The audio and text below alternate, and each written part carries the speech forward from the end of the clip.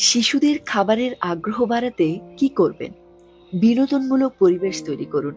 খাবার সময়টি যেন শিশুদের কাছে আনন্দদায়ক হয়, সেই দিকে খেয়াল রাখতে হবে। বিভিন্নতা আনুন খাবারে।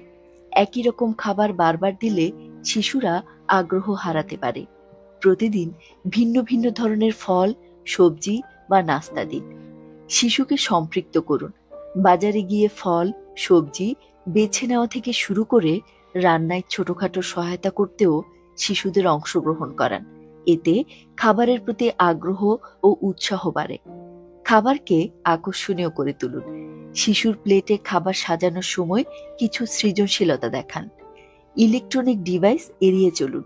খাবার সময় টিভি বা মোবাইল ফোনে মনোযোগ দিলে শিশুদের আসল খাবারের প্রতি মনোযোগ কমে যায়। তাই খাবারের সময় পরিবার নিয়ে একসাথে বসে খাওয়ার অভ্যাস গড়ে তুলুন।